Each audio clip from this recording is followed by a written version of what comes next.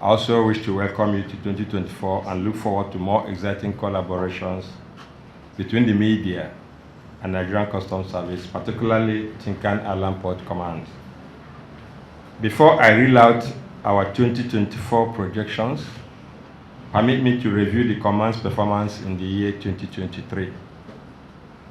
The Command started the fiscal year 2023 by embracing trade recovery guidelines for the restoration and maintenance of operational activities, which ensured conformity with the service mandate. Key among these guidelines are trade facilitation, consistent risk management applications, steady revenue generation, and additionally, the Command devised and implemented strategies that enhanced and sustained its ability to mitigate threats of non-compliance, as well as the challenges of inadequate logistics and infrastructure at the ports. As part of these committed efforts, we made reasonable attempts to optimize the use of scanners. We introduced 24 hours operation and weekend operations in TinCan Port. We made attempts and succeeded in automating the bond seat, and there is continuous capacity building for officers of the Command. We also revamped our dispute resolution committee, and we engaged in regular stakeholders meeting and sensitization. It has been our effort to decongest the port corridors in support of our sister agencies like the Nigerian Ports Authority and the various transport unions. We have also contributed in mitigating the effects of the insecurity along the port corridor through our engagement with our sister agency, the Nigerian Ports Authority. One of the key areas that we used effectively to optimize our performance in TinCan Port in the year 2023 was capacity building. The operational process of Nigerian Customs Service in the year under review was aligned with the 2023 International Customs Day theme, which was nurturing the next generation, promoting a culture of knowledge sharing and professional pride in customs. We recognize that nurturing the young will help Nigerian Customs Service, particularly now that we are undergoing a transition. We also recognize that such nurturing of officers will not just be enough if we don't also engage with our stakeholders. So for that reason, we made deliberate attempts to relate effectively with all our stakeholders, from other government agencies to the clearing agents and importers. One of such attempts resulted in the automation of the bond seat, which handles transires for the Command. This has been manual in the past, but considering the volume of activities that go on there, we decided to automate them.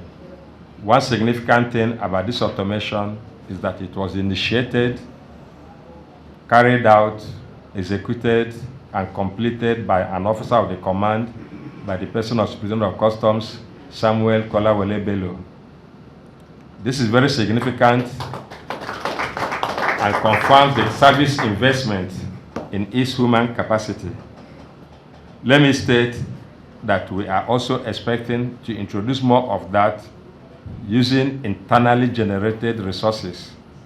And we thank the Comptroller General of Customs and the management for encouraging officers to attain such enviable position that they can introduce world-class information technology activities into our system. Let me remind all of us too that within the year 2023, TinCan Island Port Command experimented and implemented 24 hours cargo clearance. We did that because we believe that the port is not supposed to sleep. I know that in the past we've been able to achieve 24 hours port operations in certain aspects of our activities, including seaside operation and enforcement activities.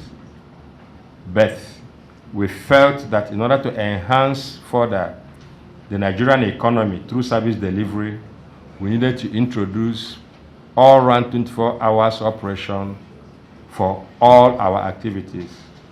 And we started that by including the scanning operations that we conducted even in the night. Some of you media people here will bear witness to that, as we took some of you on tour of such activities in recent time. Let me give you at this point an overview of one of the key performance indicators of this command by stating that for the year 2023, our revenue target as given to us by Custom Headquarters was 801,142,297,407 naira. To the glory of God and through the hard work of officers and men of Nigerian Customs Service, combined with the support we received from the management of Nigerian Customs Service, led by the Comptroller General Bashir Adewale Adeniyi, MFR, the command, despite all the economic difficulties in the nation, particularly in the first half of the year 2023, we were able to generate 716,479,007,576 naira 74 kobo. Let me repeat for those who are taking records. This translates to 89.43% of the target revenue issued to us. This is very significant, and I commend officers and men of Nigerian Customs Service, but particularly I commend the freight forwarders and the importers, the agents who paid this duty. I must give it to them that they are the ones that helped us to generate this revenue. And for that reason, TinCan Island Port Command has declared the year 2024 as the year of stakeholders. To reciprocate the support we received from them in 2023, we have decided that 2024 is going to be the year of stakeholders in TinCan Island Port Command. We pledge to devote our time, resources, human capacity to serve them and deliver quality service to them. Let me state that in doing that, again, we will encourage those who are already compliant to do more.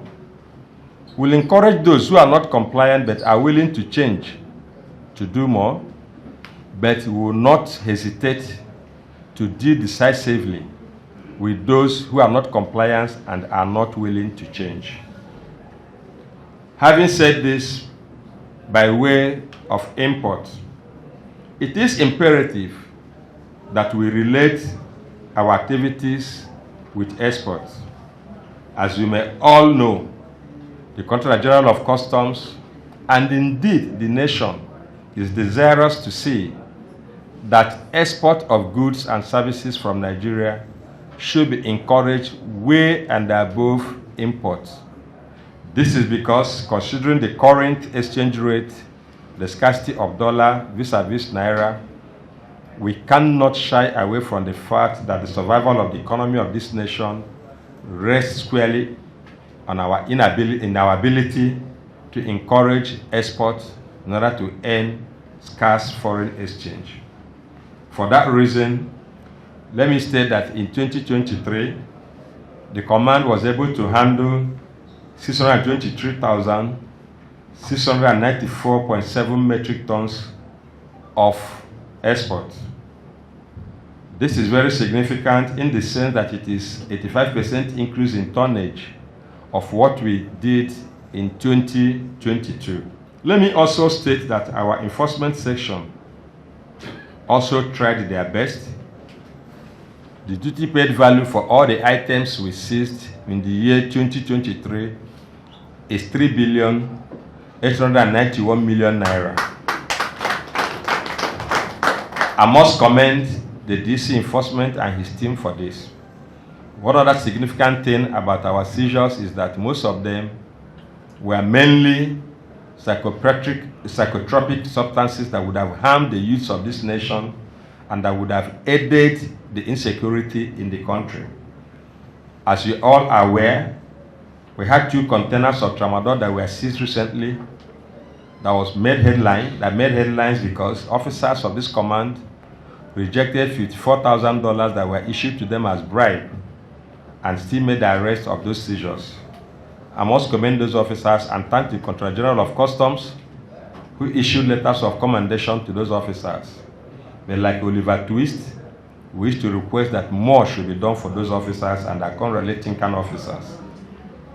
At this juncture, ladies and gentlemen, permit me to also bring you to bear what we expect to do in the year 2024 by stating what we have been given as our revenue target for this year. As I said, last year, 2023, our revenue target was 801 billion. But this year, 2024, TinCan Island Port Command has been allocated 1,130,768,051,881 naira 29 kobo. This represents 89% of our target. However, in 2024, because it is said that who much is given, much is expected, the reward for hard work is more hard work.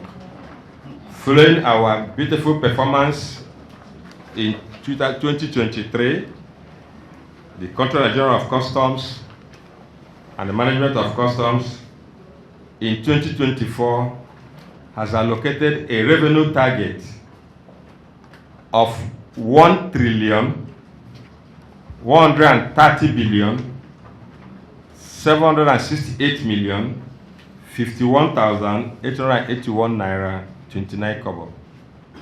This translates to monthly average collection of 94,230,670,990 naira.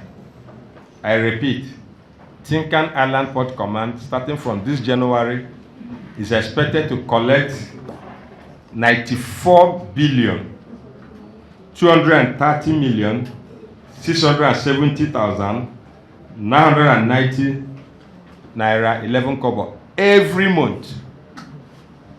That also translates to 21,666,223,216 naira 12 kobo every week.